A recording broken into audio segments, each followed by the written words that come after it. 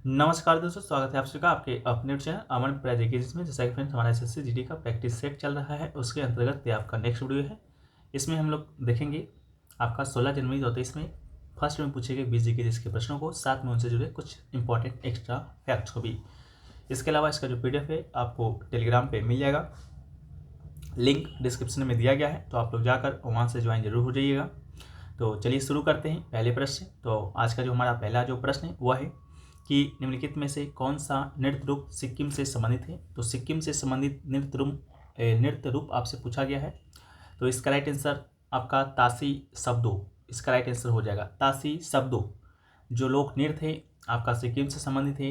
सिक्किम में एक आपका भुटिया समुदाय के लोग रहते हैं, उन्हीं के द्वारा ये नृत्य किया जाता है। बाकी इस नृत्य में नर्तकों के साथ साथ अनेक वाद्य यंत्र मधुर एवं मधुर धुनों में चलते हैं। सभी कलाकार के पास रंग बिरंगे कपड़े सहारा के तौर पर स्कार्फ हैं।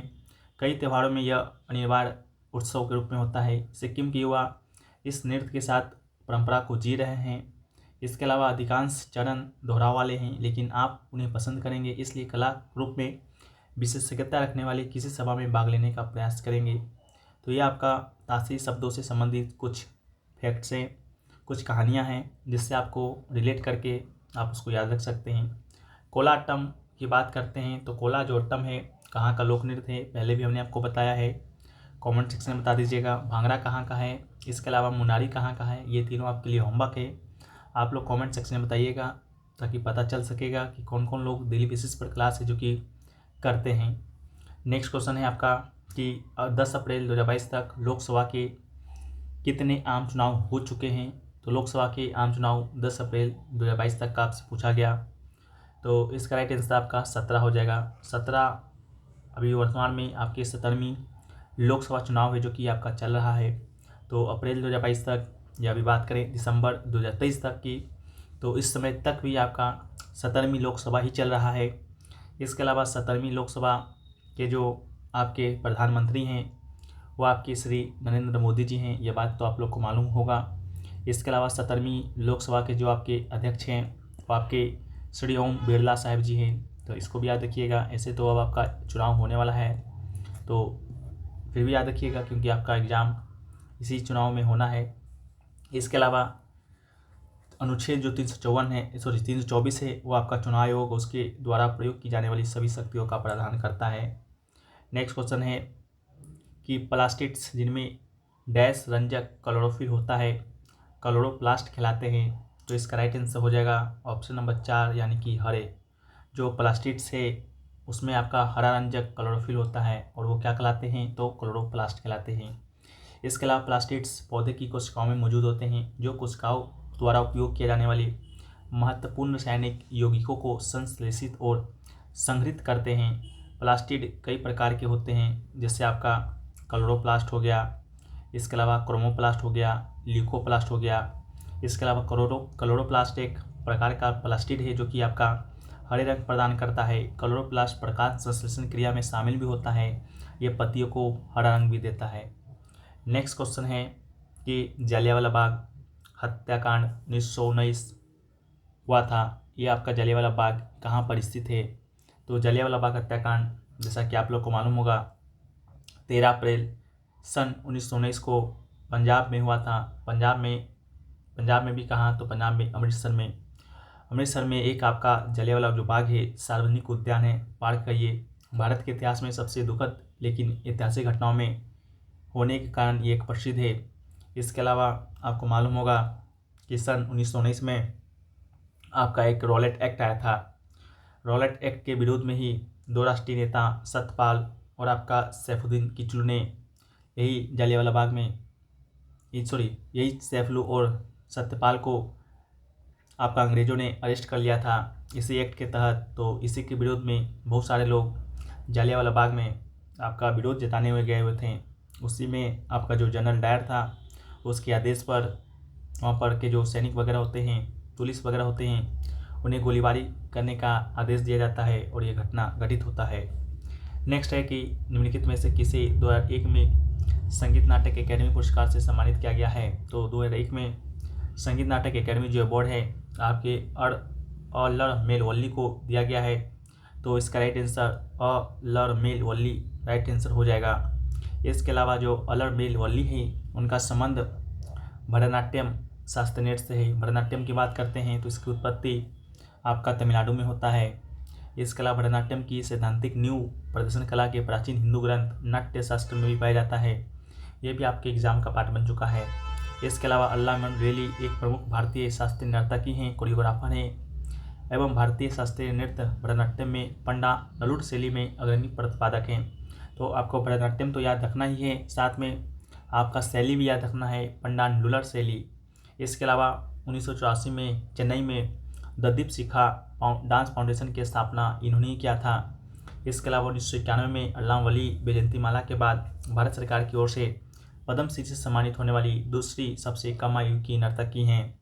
इसके अलावा उन्हें 2001 में भारत के राष्ट्रीय संगीत नृत्य और नाटक अकादमी के द्वारा संगीत नाटक अकादमी पुरस्कार 2004 में पद्म भूषण और उसी वर्ष भारत सरकार की ओर से Chevalier of Arts and Letters award से भी सम्मानित किया गया था।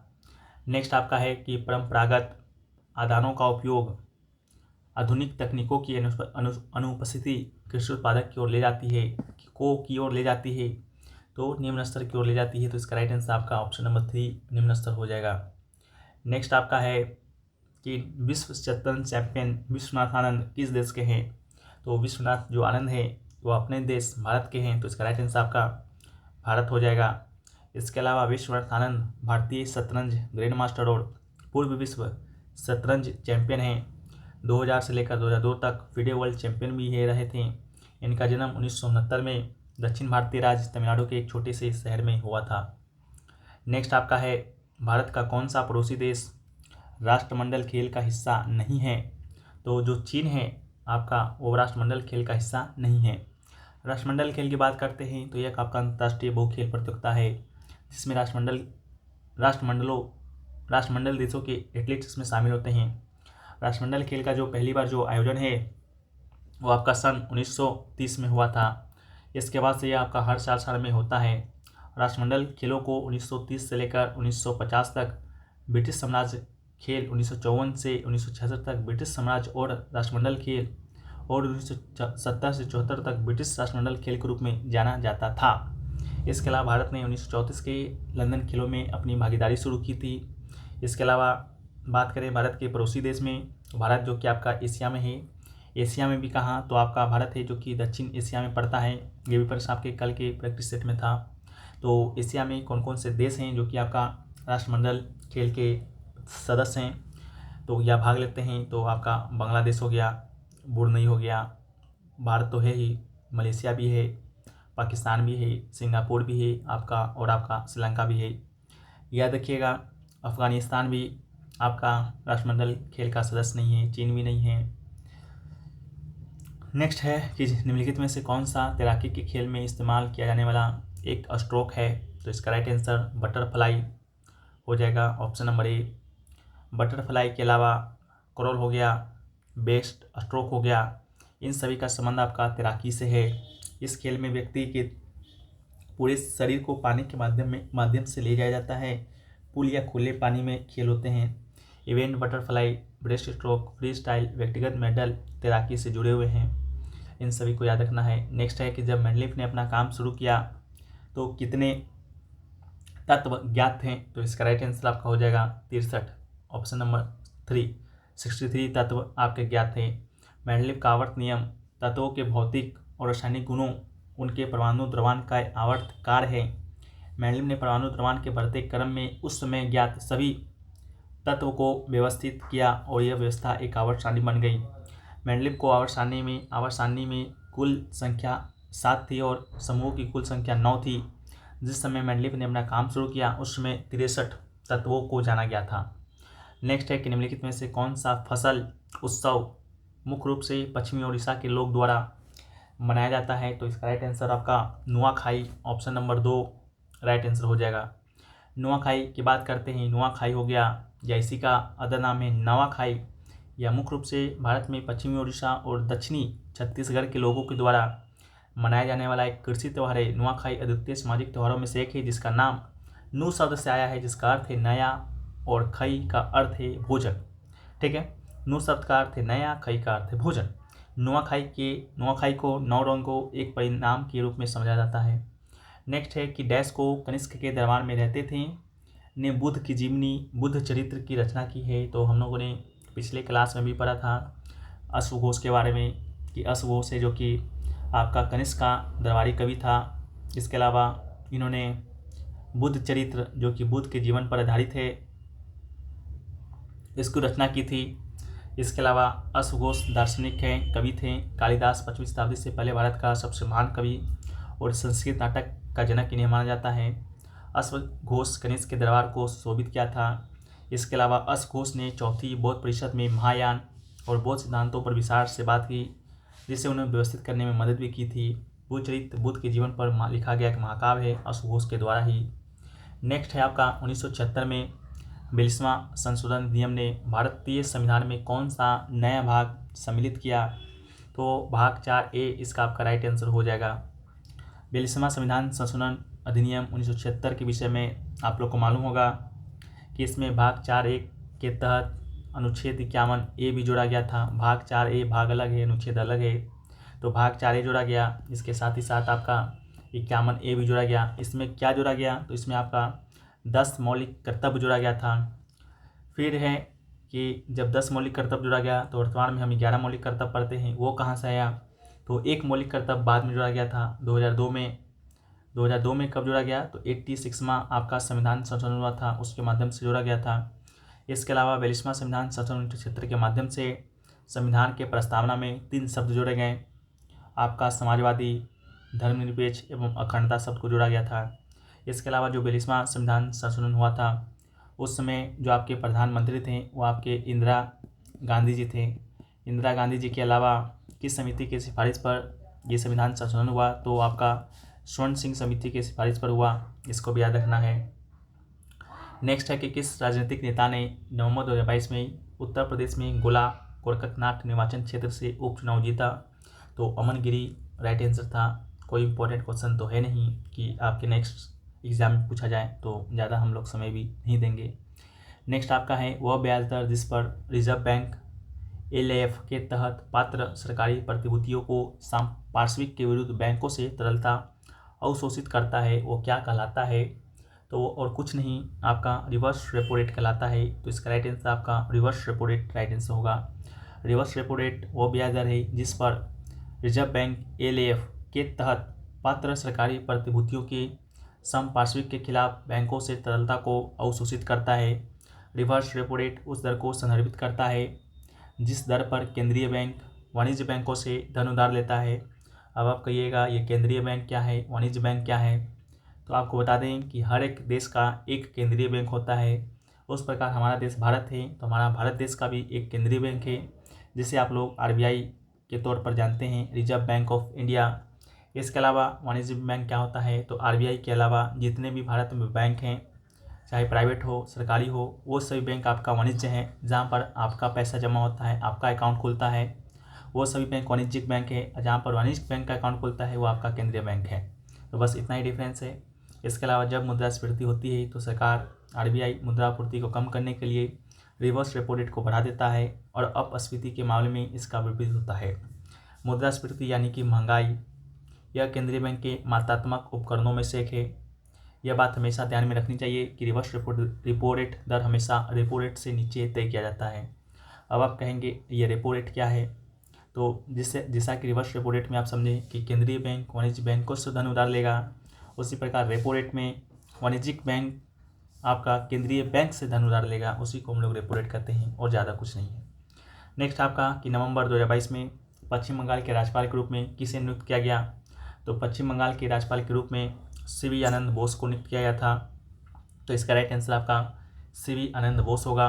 वर्तमान में भी जो आपके पश्चिम बंगाल के राज्यपाल हैं आपके CV आनंद बोस ही हैं।